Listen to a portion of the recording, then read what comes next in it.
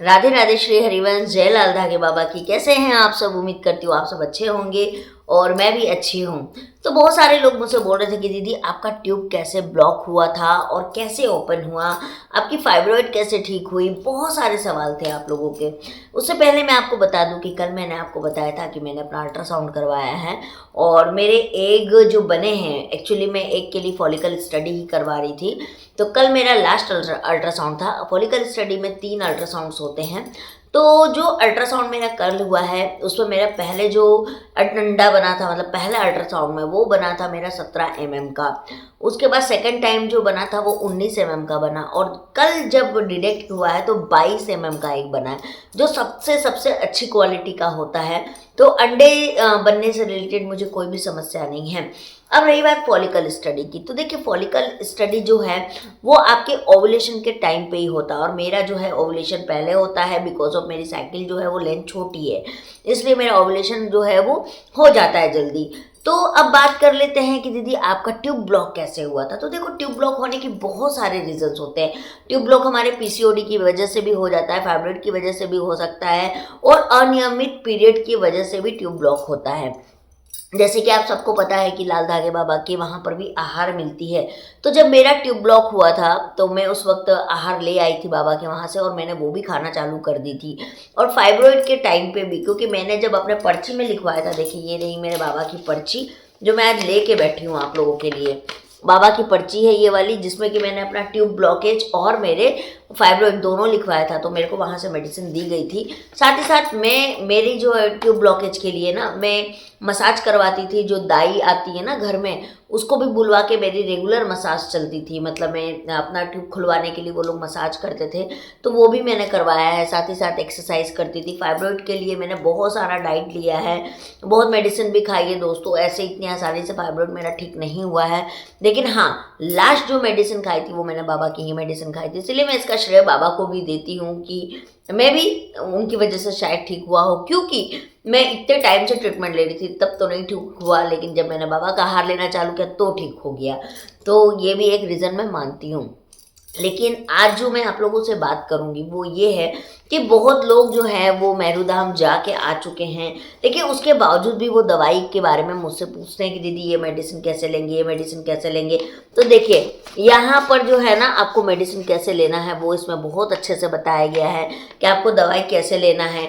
अगर आपको दवाई लेने से, बाबा के आहार लेने से कोई समस्या हो रही है तो आपको क्या करना है, आपको आहार बंद करना है या नहीं करना है, या चालू करना है तो कितना लेना है, सब कुछ डिटेलिंग इसमें दी जाती है ना। तो इसको आप लोग अपना अपना पर्ची निकाल के एक बार ज़रूर पढ़ लीजिएगा। अगर किसी को मेडिसिन खाने से कोई समस्या हो रही है, जैसे कि उनको लूज मोशन हो रहा है या वोमिटिंग लग रहा है या कमज़ोरी लग रहा है, जैसे जैसे आप लोग बताते हो, तो आप लोग क्या करिए, 1 दिन 2 दिन बाबा की मेडिसिन बंद कर दीजिए। उसके बाद तीसरे दिन से वापस स्टार्ट कीजिए कम डोज के साथ, मतलब थोड़ी कम कर दीजिएगा मेडिसिन, हाफ, और उसके बाद उसको लेना चालू कर दीजिए। तो इस तरीके से आप उसको ले सकती हैं। तो मेरा तो देखिए, ये मेरी ट्यूब ब्लॉक की रिपोर्ट भी है दोस्तों, ये मेरी ट्यूब ब्लॉकेज की रिपोर्ट भी है। अल्ट्रासाउंड का रिपोर्ट भी मैंने रखा हुआ है, आप बोलोगे तो मैं दिखा दूंगी, इसमें कोई बड़ी बात नहीं है। देखिए ये मेरे ट्यूब्स खुले हुए आए थे, देखिए देख रहे हैं, ये मेरे ट्यूब पूरी तरह खुले हुए हैं, दोनों ट्यूब खुले हुए हैं, देख रहे हैं, आपको दिख रहे होंगे, देखिए दोनों ट्यूब मेरे ओपन है।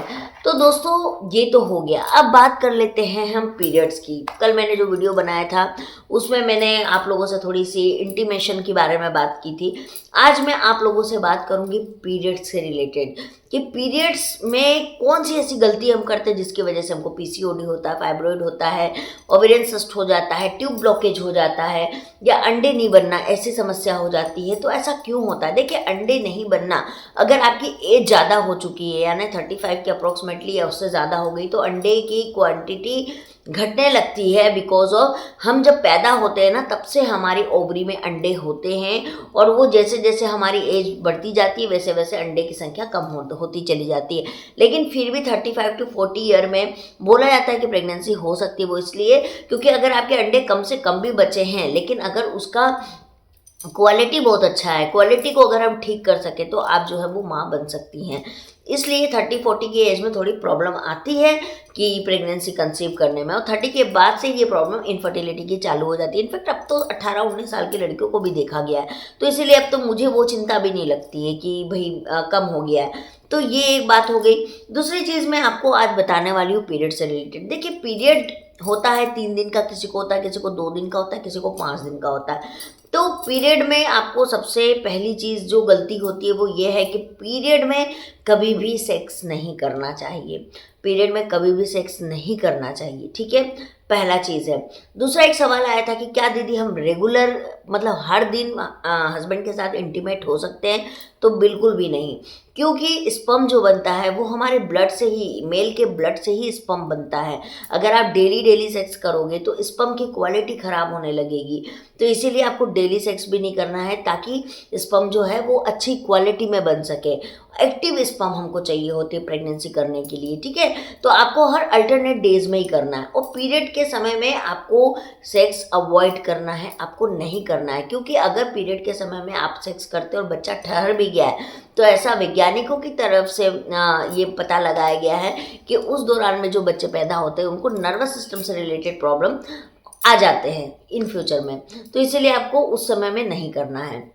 दूसरा चीज़ है कि जब पीरियड होता है तो आपको बहुत ज़्यादा हैवी काम नहीं करना है, ताकि आप ज़्यादा से ज़्यादा रेस्ट मोड पे रहिए। तीसरी चीज़ है, आपको पीरियड के दौरान गर्म पानी से नहीं नहाना है। गर्म पानी से नहीं नहाना है, बाल धो के बिल्कुल भी नहीं नहाना है। इनफैक्ट आयुर्वेद में तो बोला गया है कि पीरियड के समय नहाना ही नहीं चाहिए। आपको हाथ पैर धो के, और आपको जो है अपने पैड वगैरह चेंज कर लीजिए, हाथ पैर धो लीजिए, कपड़े चेंज कर लीजिए, लेकिन आपको जो है वो नहाओगे नहीं तो आपका जो पीरियड है ना वो हैवी फ्लो में बहेगा। अब इसका एक एग्जांपल देती हूँ। सपोज कि एक गरम तवा है, ठीक है, और गरम तवा पे अगर आप पानी की छींटे मारते हो तो छन करके आवाज़ आती है ना।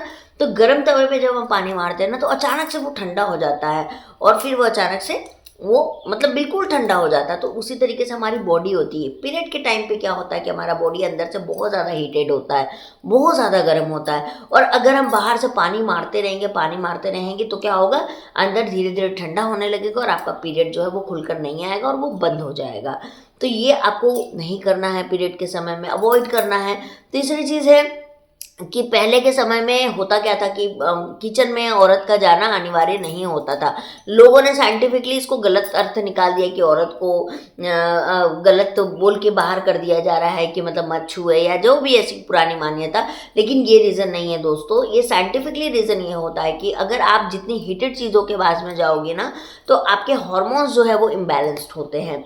इसीलिए पीरियड के समय में ज़्यादा काम नहीं करना चाहिए, ज़्यादा तड़क भड़क वाले कपड़े नहीं पहनने चाहिए, ज़्यादा मेकअप नहीं करना चाहिए। अगर आयुर्वेद को पढ़ोगे तो ये सारी चीज़ें उस आयुर्वेद में दी गई है कि उस वक्त जितना आप सादा खाना खाओ, जितना सादा तरीके से रहो, अपना अलग बेड बिछा के अपना अलग सो, ताकि किसी का डिस्टर्बिंग नहीं रहे। क्योंकि वो जो समय होता है वो एक औरत के लिए बहुत इनिशियल होता है। क्योंकि अगर एक औरत को पीरियड सही से नहीं आएंगे तो वो माँ नहीं बन सकती है, और औरत जो है वो जननी है। अगर वो माँ नहीं बन सकती है तो फिर उस औरत का औरत कहलाना ही नहीं हो पाता है। मतलब समझ लो ना मैं क्या बोल रही हूँ। तो इसीलिए पीरियड के समय आप ये गलतियाँ बिल्कुल भी मत कीजिए। पीरियड के समय आपको अगर मान लीजिए सर दर्द दे रहा है, कमर दर्द दे रहा है, या हैवी कुछ पेन हो रहा है, तो मेडिसिन मत लीजिए उस समय, उसको नेचुरल प्रोसेस में होने दीजिए। बहुत बहुत बहुत हेवी है कि मतलब आप बर्दाश्त नहीं कर रहे हो, दर्द से चिल्ला रहे हो, तब अलग बात है। अदरवाइज उसको अवॉइड करिए। बहुत सारी फीमेल्स को क्या होता है, कमर दर्द देता है, किसी को सर दर्द देता है, किसी को फीवर आ जाता है, किसी को कुछ होता है, किसी को कुछ होता है। This is the normal sign of period. ये कोई बहुत बड़ी बात नहीं है, हर लेडी को होता है। जैसे मुझे भी सर दर्द होता है, मेरे को हेडेक होने लगता है पीरियड आने से पहले, तो मैं समझ जाती हूँ कि मेरा पीरियड आ गया है या 1-2 दिन में आ जाएगा। तो ये सारी गलतियाँ जो है वो पीरियड में नहीं करनी चाहिए। रही बात अब बाबा की मेडिसिन की, तो बाबा की मेडिसिन आप पूरे भरोसे, पूरे विश्वास के साथ खाइए। बाबा के आरती दीपक भी कीजिए, लेकिन जो मेडिकली साइंस कहता है कि आपको ये चीज़ नहीं करनी चाहिए, उसको भी आप अवॉइड करिए। इसमें तो आपको कोई पैसे तो लग नहीं रहे हैं, इसको भी अवॉइड करिए। स्ट्रेस फ्री रहिए, चिंता मुक्त रहने की कोशिश करिए। उसके लिए आप मेडिटेशन कीजिए, आप योगा करिए, ये सब आपको बहुत फ़ायदा करेगा। और मैंने ये सारी चीज़ें की है। और पता है आपको, जब हम पीरियड में ये सारी गलतियाँ करते हैं ना, अवॉइड करते हैं, पार्टी फंक्शन में जा रहे हैं, बहुत सारी फीमेल क्या करती है ना कि मान लीजिए घर में कोई शादी है या मान लीजिए कोई पूजा आने वाली है, तो मेडिसिन खा लेती है कि मेरे को पीरियड ना आए। ये आपको हार्मोनल इम्बैलेंस कर देता है, आपकी बॉडी में एस्ट्रोजन प्रोजेस्टेरोन हार्मोन को ये इम्बैलेंस्ड करता है। तो इसीलिए कभी भी पीरियड जो है वो नेचुरल प्रोसेस होता है, उसको रोकने की कोशिश मत कीजिए। अब एक और बात है, सपोज किसी की नई नई शादी हुई है, तो उन्होंने क्या किया कि भैया हमने दवाई खा ली है कि मेरे को अभी बच्चा नहीं चाहिए, पहला बच्चा रुका, हमने गर्भपात करवा दिया। ये बिल्कुल भी नहीं करना है। और मैं यहाँ पे किसी को बोल नहीं रही हूँ, लेकिन ये आजकल हो रहा है कि लोग लिविंग रिलेशनशिप में रहते हैं, मतलब शादी से पहले साथ में रहते हैं, शादी से पहले इंटीमेट होते हैं, शादी से पहले गर्भ ठहर गया तो बच्चा गिरा देते हैं, उनको भी प्रेगनेंसी में बहुत प्रॉब्लम आती है। तो इसीलिए ये सारी चीज़ें अवॉइड कीजिए, किसी भी तरह का हार्मफुल मेडिसिन मत लीजिए। और अगर आप बच्चा नहीं चाहते, सपोज आपकी शादी को 6 महीने 1 साल हुआ है, तो आप कॉन्डोम का इस्तेमाल कर सकते हैं, है ना। अब ये चीज़ इस्तेमाल कर लीजिए, लेकिन आप उसके लिए मेडिसिन मत खाइए या किसी भी तरह का ऐसा कोई भी इंटेक मत कीजिए कि आपकी बॉडी में आपके हार्मोन्स को बढ़ावा दे दे। पीसीओडी, पीसीओएस, ये सब कहीं ना कहीं पीरियड से ही जड़ है। पीरियड कहीं अनियमित हुआ, पीरियड में गलतियां कर रहे हैं, तो आपका पीसीओडी, पीसीओएस, फाइब्रोइड, हर तरह की समस्या आपको होनी चालू हो जाएगी। तो आपको ये चीज़ें नहीं करना। उसके बाद आप डाइट लेते रहिए, एक्सरसाइज लेते रहिए, दुनिया भर की चीज़ें करते रहिए, लेकिन वो ठीक नहीं होती। इसीलिए आप अपने पीरियड में ये सारी गलतियां मत करिए। और हाँ, अगर आपके घर में कोई टीनेजर है या कोई बच्ची है और उनके पेरेंट्स को इतना नहीं पता, तो मेरा वीडियो ज़रूर शेयर कर दीजिएगा, क्योंकि देखो आज के टाइम पे एजुकेशन बहुत ज़रूरी है। अगर हम बात नहीं करेंगे तो एजुकेटेड नहीं हो पाएंगे और हम गलतियां करते रहेंगे। बहुत सारी महिलाएं क्या करती है, पेड जो है वो चेंज नहीं करती हैं। पेड में थोड़ा सा ब्लड आया है, नहीं हम लगा के रखेंगे तो पूरा भीगा नहीं है, वो आपके यूट्रस में इन्फेक्शन का कारण बन जाता है। अगर आपका पेट भीग गया है, ऐसे कहा जाता है मेडिकल में कि हर 2 घंटे में आपका पेट चेंज होना चाहिए। सूती कपड़ा का इस्तेमाल बिल्कुल नहीं करना है, क्योंकि वो आपके यूट्रस में रैशेस पैदा कर देता है। तो आपको पेट जो चेंज करना है वो हर 2-2 घंटे में करना, चाहे वो भीगे चाहे वो ना भीगे, लेकिन आपको 2 घंटे में पेट चेंज करना ही करना है। तो ये कुछ चीज़ें हैं दोस्तों। और पता है पीरियड जब आपका ख़राब होता है या अनियमित होता है ना, तो ल्यूकोरिया की भी प्रॉब्लम होती है। ल्यूकोरिया यानी वाइट डिस्चार्ज, वो भी एक बहुत बड़ा कारण है इनफर्टिलिटी का। तो अगर आपको ल्यूकोरिया के बारे में जानना है तो मैं नेक्स्ट वीडियो बनाऊंगी, आप लोग मुझे कमेंट में ज़रूर बताइएगा कि आपको ये वीडियो चाहिए। और मैंने अपनी पूरी कहानी बताई कि मेरा फाइब्रॉइड और मेरी ट्यूब ब्लॉक कैसे ठीक हुई, क्योंकि मैंने अपने पीरियड में हो रही गलतियों को सुधारा। मैंने ये सारी गलतियां सुधारनी चालू की और आज धीरे धीरे मेरा जो 1.5 दिन में पीरियड कन्वर्ट हो गया था, आज वो 3 दिन में वापस में लेके आ गई हूँ। तो बहुत सारी चीज़ें हमको अपनी हेल्थ के लिए करनी पड़ती है दोस्तों। तो बस मैंने भी यही सब चीज़ें किया और मैं आपको लोगों को भी बोलूँगी कि आप लोग भी कल से ये सारी चीज़ें स्टार्ट कर दीजिए। देखिए आपकी प्रेगनेंसी ज़रूर रुकेगी, है ना। तो चलिए मैं मिलती हूँ आप लोगों से। जय श्री लाल धागे बाबा की, राधे राधे दोस्तों। और हाँ, आज हो सकता है शायद मैं लाइव ना आ पाऊँ शाम में, अगर आ गई मैं जिस काम के लिए जा रही हूँ तब तो ठीक है, नहीं आ पाई तो कोई बात नहीं, हम कल मिल लेंगे। कोशिश करूँगी वैसे मैं आने के लिए, ठीक है। Bye and good night.